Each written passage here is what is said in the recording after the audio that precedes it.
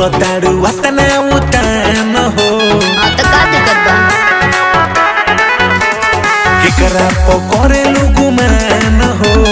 चलो तारू वतना उतान हो हिलता में पूरा सहरिया जब बांध के चलला पगड़िया हमरो नाज मिलल बा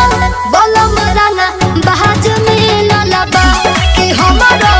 नाज मिलल बा बलम रंगा बहाज मिलल बा